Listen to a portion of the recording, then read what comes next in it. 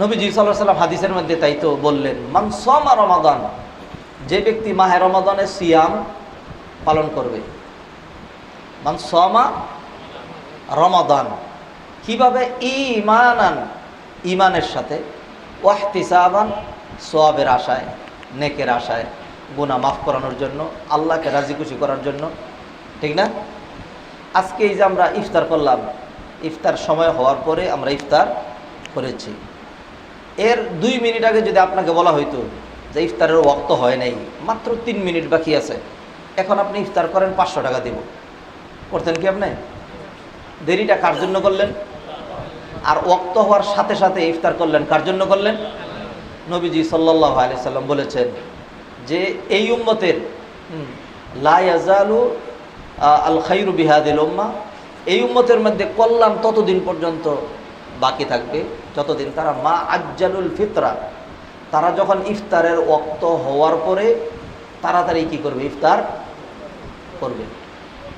আমাদের দেশে অনেকে বিভিন্ন সময় অনেক জায়গায় বলে যে সতর্কতামূলক একটু দেরি করে, একটু সতর্কতা অবলম্বন করা তো ভালোই, ঠিক না? সতর্কতা কখন অবলম্বন করতে হয় জানেন? সতর্কতাটা হলো যখন আমি নিশ্চিত নই, তখন 1-2 মিনিট 3 মিনিট দেরি করা, 2-1 মিনিট আগে একদম সব বন্ধ করে দেওয়া তখন। আর যখন নিশ্চিত, বিশেষ করে আধুনিক যুগে এখন তো যাবতীয় সব কিছু মানুষ এমনভাবে নিয়ন্ত্রণ করে ফেলেছে, সূর্য ঠিক কখন ওঠে, ঠিক কখন ডুবে, যাবতীয় সব কিছু একদম কম্পিউটারাইজড, সব নিয়ন্ত্রণে চলে আসছে। নিশ্চিত হয়ে যাওয়ার পরে আর সংশয় মুক্ত হওয়ার কোনো দরকার নাই। আমাদের দেশে যে ক্যালেন্ডারটা করা হয়েছে, যিনি করেছিলেন যার টাইম অনুযায়ী, তিনি বাংলাদেশের বড় একজন মুফতি, বড় আলেম। আমাদের মতো লোকেরা তার ছাত্র হওয়ার উপযুক্ত না। মুফতি আমিমুল ইহসান, তিনি সতর্কতামূলক 3-4 মিনিট সময় বাড়ায় দিয়েছিলেন।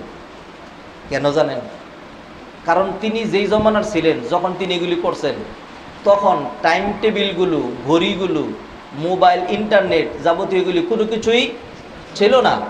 তখন এই সতর্কতাটা অবলম্বন করার দরকার ছিল। আর এখন যখন সব কিছু, গতকালকে সূর্য ডুবছে 30-এ ধরেন, হ্যাঁ, এটা ক্যালেন্ডার অনুযায়ী এইভাবে আমাদের দেশে করা হয়। আজকে যখন রোজা চলে আসলো, হঠাৎ করে 4 মিনিট আপনি পিছিয়ে দিচ্ছেন, তাহলে গতকালকে কেন আগে মাগরিব নামাজ পড়লেন, কেন আজান দিলেন? কালকের নামাজ তো হয় নাই আপনার, বুঝেন নাই? অতএব যাই হোক, আমরা যে সময় হওয়ার সাথে সাথে তাড়াহুড়া করে ইফতার করি, দেরি করি না। আপনি কি মনে করেন আমরা চাইলে আর 10 মিনিট দেরি করতে পারতাম না? আধা ঘন্টা দেরি করতে আমাদের খুব সমস্যা ছিল। কেন তাড়াতাড়ি করি? নবীজির আদেশ। আল্লাহ সুবহানাহু ওয়া তাআলা এইভাবেই তাকওয়া সঞ্চিত হয়। প্রতিটা কথা হুবহু মানা। নামাজ কেন ছেড়ে দিলাম না? যে রমজান মাস, সালাত ছাড়ি কেমনে? অন্য সময় ছাড়ি না, সারাদিন খাচ্ছি না, কেন খাচ্ছি না? যে রমজান মাস, আল্লাহ দেখবেন। অশ্লীল কথা বলছি না, কেন বলছি না? হায় আল্লাহ বলে কি আমি না রোজা রাখছি? এই যে প্রতি পদে পদে একটা জিনিস মনে চেয়েছে, ইচ্ছা করেছে, হ্যাঁ, দরকার ছিল, প্রয়োজন পড়েছে, তারপরও ত্যাগ করলাম, এই যে একটা প্ল্যান প্রোগ্রাম, এইটা হলো তাকওয়ার অনুশীলন। যারা এই তাকওয়া অবলম্বন করবে, তাকওয়াটা এমন এক বিষয় যে একটা তাকওয়ার ভিতরে যাবতীয় সমস্ত কিছু এক তাকওয়ার ভিতরে আছে। আপনার দুনিয়ার কল্যাণ, আমার আখিরাতের মুক্তি। আসুন প্রথমে আমরা দেখি তাকওয়া কাকে বলে, আল্লাহ ভীতি কাকে বলে। আলী ইবনে আবি তালিব রাদিয়াল্লাহু তাআলা আনহু, তিনি তাকওয়া সংজ্ঞা দিয়েছেন এইভাবে, 4টা জিনিসের সমন্বয়ে তাকওয়া। তিনি কি বলেছেন?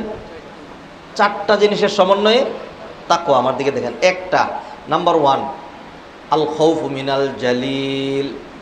2 নম্বর ওয়াল আমালু বিত-তানজিল ওয়াল কানাআতু বিল কালিল ওয়াল ইস্তি'দাদ লিয়াউমির রাহিল। 4টা জিনিসকে একসাথে, যে 4টা জিনিস যার সাথে থাকবে, 4টা, তার কি হইল? তাকওয়া হইল। কি কি? 1 নম্বর আল খাউফু মিনাল জালিল। জালিল হলেন আল্লাহ। জালিলকে? সর্বাবস্থায় আল্লাহকে ভয় করতে পারা, সর্বাবস্থায় আল্লাহকে ভয় করতে পারা। কেউ দেখে না, কেউ জানে না, কারো নিয়ন্ত্রণ নেই। ভয় করতে হবে কাকে? আল্লাহকে। আচ্ছা বলেন দেখি, আজকে কি আমাদের কারো এরকম একটা সময় যায় নাই যখন আমি বাথরুমে ঢুকেছি, কেউ ছিল না সাথে, পানি ছিল, পুকুরে ডুব দিয়েছি, ঝর্ণা সামনে ছিল, ট্যাপ সামনে ছিল, কারো কোনো ক্যামেরা নাই, সরকারের বাহিনী নাই, হ্যাঁ, কোনো লোক আমার পিছনে লাগা নাই, আমি একদম একা, আর কেউ নাই আমার সাথে। আমি যদি চাইতাম, অথবা অজুর জন্য আমি কুলি করতেছি, এমন সময় আস্তে করে একটু এদিক সেদিক তাকাইয়া এক ডুব পানি গলার ভিতরে নিয়ে নিলাম, এরকম নেওয়ার সুযোগ আমার আপনার ছিল নাকি ছিল না? সত্যিই ছিল। সত্যিই কে কে নিয়েছেন এরকম? নেন নাই? লুকায় পানি খাই কেন? আপনাকে তো কেউ দেখে নেই। এরকম সুযোগ তো আপনার ছিল নাকি ছিল না? দেখছে কে? আল্লাহ সুবহানাহু ওয়া তাআলা দেখেছে। আল্লাহ সুবহানাহু ওয়া তাআলা দেখেছেন, দেখছেন, দেখবেন। তার জন্যই, তার ভয়েই, তাকেই রাজি খুশি করার জন্য আমরা যত কষ্ট হয়েছে আমরা পানাহার মুক্ত ছিলাম। কথা ঠিক না বেঠিক? This is called fear of আল্লাহ সুবহানাহু ওয়া তাআলা। এইটার নাম হলো তাকওয়া, আল্লাহর ভয়। এটার নাম কি? আল্লাহর ভয়। এইটা হলো আল্লাহর ভয়। যেটা এইটা হলো একবারে তাকওয়ার যে 4টা পয়েন্ট, 4টার মূল গুড়া, এটা মূল শিকড়। এটা বাকি 3টা এটার উপর নির্ভর করে। সর্বাবস্থায় আপনি আপনার ঘরে আছেন, রাতের আঁধার, ঘরের দরজা বন্ধ, বিল্ডিং বাড়ি, জানালা বন্ধ, এসি চালানো, পর্দা টানা, কেউ ঢুকবে না, কেউ দেখবে না, দেখার কোনো সুযোগও নেই। আপনার হাতে মোবাইল আছে, ইন্টারনেট কানেকশন আছে। এখন আপনি চাইলে যা খুশি তা দেখতে পারেন। আপনার বাবা জানবে না, বড় ভাই জানবে না, কেউ জানবে না। আপনি দেখলেন না, কেন দেখলেন না? এই জন্য দেখবো না যে আর কেউ দেখুক না দেখুক। কে দেখবে? এটার নাম আল্লাহর ভয়। এটার নাম কি? আল্লাহর ভয়। একই অফিসে চাকরি করেন, একই অফিসে চাকরি করেন, আপনার পাশাপাশি একজন বিশাল সুদের কারবার ঘুষ নিয়ে যাচ্ছে, আপনি নিচ্ছেন না। কার ভয়ে? আল্লাহর ভয়ে।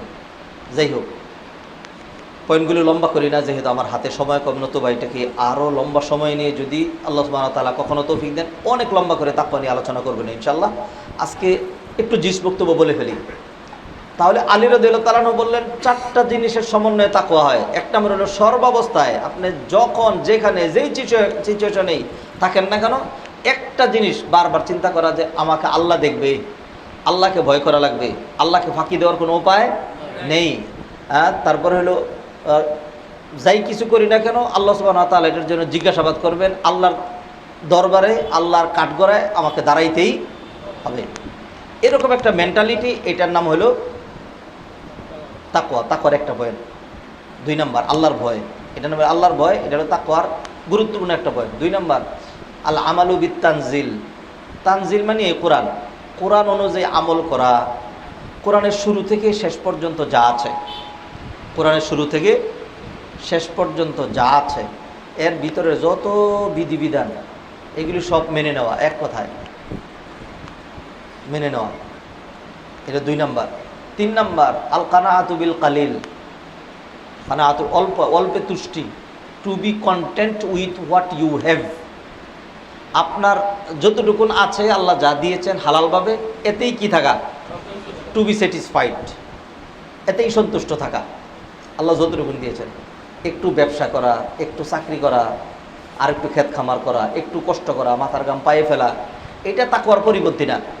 আপনি হালালভাবে চেষ্টা করেন, বড়লোক হইতে চাবেন, একটা বাড়ি করতে চাচ্ছেন, সমস্যা না, এগুলো জায়েজ।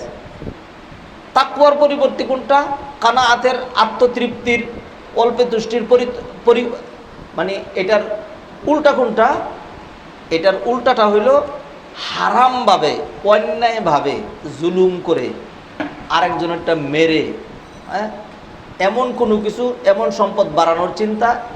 এইটা হইল কানাআত, অল্পে তুষ্টির উল্টা, অল্পে তুষ্টির বিরোধী।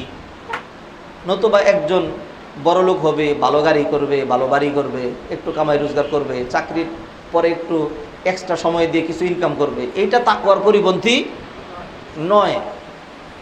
তাহলে তাকওয়ার পরিপন্থী কোনটা? হারামটা থেকে বিরত থাকা, হারাম জীবিকার, হারাম কামাইয়ের চিন্তা না করা, হারাম কামাইয়ের চিন্তা। যেমন উদাহরণ দিচ্ছিলাম যেটা, ওই ধরনটা আবার দেই। ধরেন আপনার দুইজন একই অফিসে চাকরি করেন, আপনার পাশের অফিসার ফাইল আটকায়া লক্ষ লক্ষ টাকা নিয়ে বাড়ি গাড়ি ঢাকায় কতগুলি বাড়ি করেছে, লাখ লাখ টাকা ভাড়া পায়, গাড়ি কিনছে, ড্রাইভার রেখেছে, বাচ্চাদেরকে স্কুলে নিয়ে যায়, এক একটারে টিউশনি প্রাইভেট টিউটর রেখে দিছে, এক এক সাবজেক্টের জন্য 10,000 করে টাকা দেয়, বুঝছেন না? এরকম করে এক এক ছেলের পিছনে কত টাকা খরচ করতেছে, করা তো লাগবে। হারাম যেরকম কামাই করে খরচ হতো ওরকম করা লাগবে। আপনি দেখলেন, এখন আপনি চাইলে আপনিও ফাইলে আটকাইয়া ওরকম নিতে পারেন, আপনি নিচ্ছেন না কেন? যে আমি মাসে মাসে 30-35,000 40,000 টাকা যা বেতন পাই, বাস আল্লাহ যদি বরকত দেয়, আমার দরকার নেই এগুলো। হারামভাবে, এইটার নাম হলো কানাআত, এইটার নাম হলো অল্পে তুষ্টি, এটার নাম অল্পে তুষ্টি।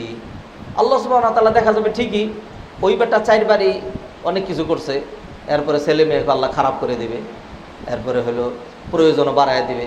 আবার দেখা যাবে কিছুদিন পরে ব্যাটারি একটা ডিল করে দিবে, এরপরে ওই যে লাখ লাখ টাকা কোটি কোটি টাকা জমাইছিল যে এইগুলি খরচ করে আবার সিঙ্গাপুর যাবে, আবার ব্যাটারি একটা লাগাই আসবে। আর আপনি যেরকম করেন নাই, আপনি কষ্ট করে চলতেছেন, ছেলে মেয়েদের প্রাইভেট টিউটর লাগবে না, হ্যাঁ, ছেলেরা এমনি ভালো রেজাল্ট করবে, তারা আরও স্টাইপেন্ড পাবে, হ্যাঁ, আপনার পারিবারিক কলহ থাকবে না, আপনার ছেলে মেয়েদের এত চাহিদা থাকবে না, আপনার স্ত্রী আপনার সাথে ঝগড়া করবে না, আপনার ব্যাটারি নষ্ট হবে না। এরপরে দেখা যাবে যে 10 বছর পরে গিয়ে আপনার 50,000 টাকা সঞ্চয় আছে, আর ওর 50 লাখ টাকা সঞ্চয় হয়েছিল, 50 লাখও গেছে, আরও 10 লাখ ঋণ হয়েছে, আমও গেছে, সালাও গেছে। ফয়সালা তো কার? আল্লাহ সুবহানাহু ওয়া তাআলার। অতএব তাকওয়ার 3টা পয়েন্ট বললাম। একটা হলো সর্বাবস্থা আল্লাহকে ভয় করা, 2 নম্বর হলো কোরআনে যত বিধিবিধান আছে সেগুলো আমল করা, 3 নম্বর হলো হালালভাবে যতটুকু রিজিক হয় তাতেই কি থাকা, খুশি থাকা।